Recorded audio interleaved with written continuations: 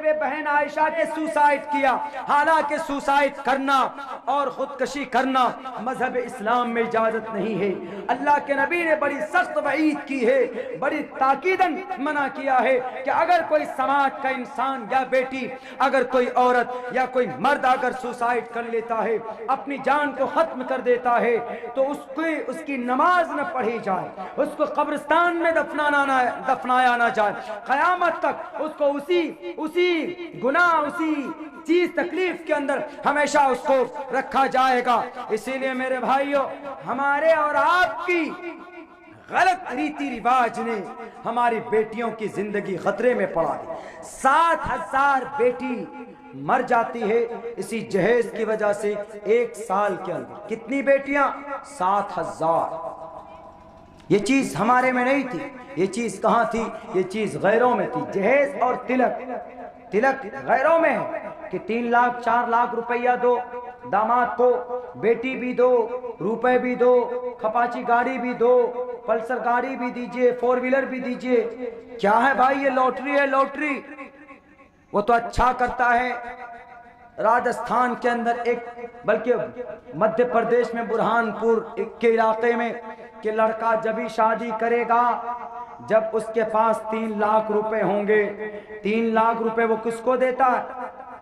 لڑکی والے کو، کہ یہ لیجئے 3 لاکھ روپیہ، اب میرے لیے کھپاچی خریدیے، کہ میرے لیے آپ پلسر خریدیے، دیوان باکس پلنگ خریدیے، کہ آپ ہمارے لیے سیف الماری خریدیے، کہ آپ ہمارے لیے کچھ بھی خریدیے، اب لیجئے۔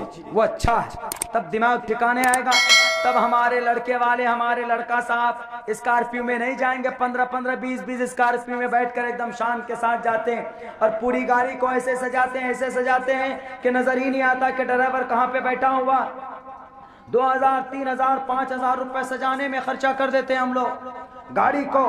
نہیں میرے بھائیوں، اگر آپ کے علاقے میں نہیں ہے تو بہت اچھی بات، لیکن ہمارے علاقے کے اندر یہ چیز پائی جاتی۔ آج انہی رسم و رواج کی وجہ سے ہمارا مذہب اسلام بدنام ہوتا جا رہا۔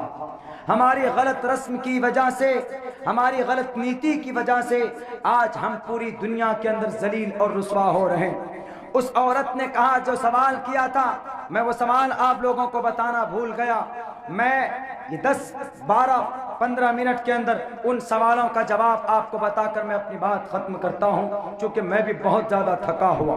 میرے بھائیوں، اس عورت نے کہا، اس مسلمان مرد سے کہا کہ میں ایک عورت ہوں لیکن میں جیزس کو مانتا ہوں، آئی بلیو ان جیزس۔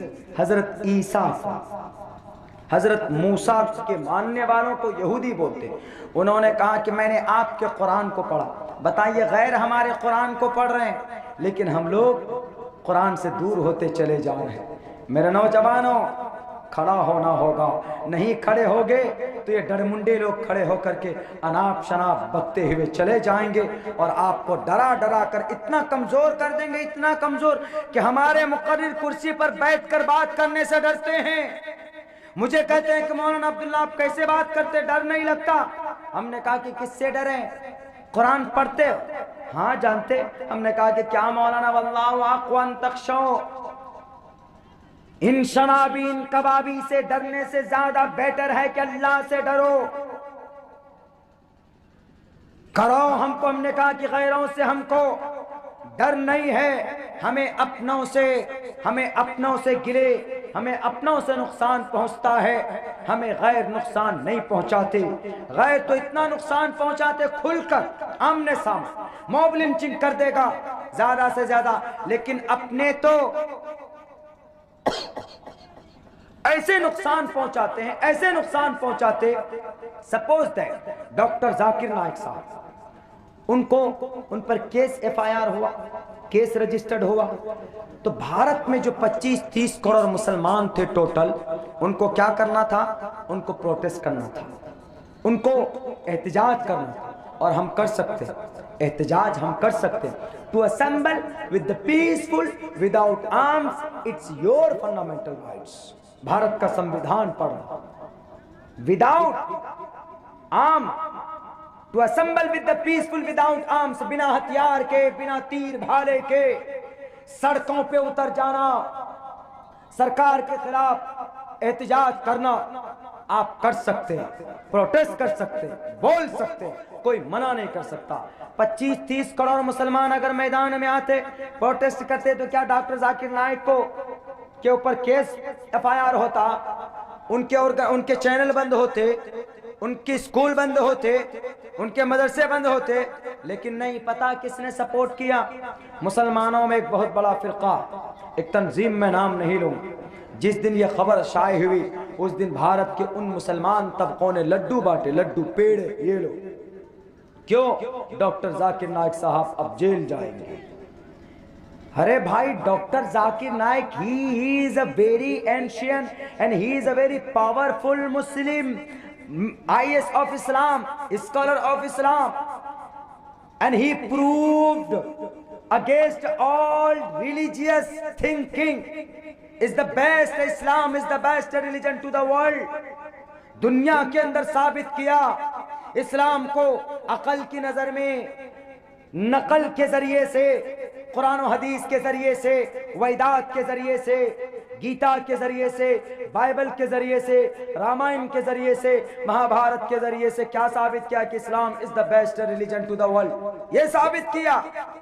لیکن ہم مسلمان، ایک طبقہ ایسا تھا کہ خوشی منایا، اور اسی طبقے کی ضد کی وجہ سے، اسی کے آویدن کی وجہ سے، اسی کے کہنے کی وجہ سے تب جا کر ڈاکٹر صاحب کے اوپر کارروائی کی گئی۔ بم پھٹتا ہے کہاں؟ بنگلہ دیش میں، اور نام آتا ہے کن کا؟ ڈاکٹر صاحب کا۔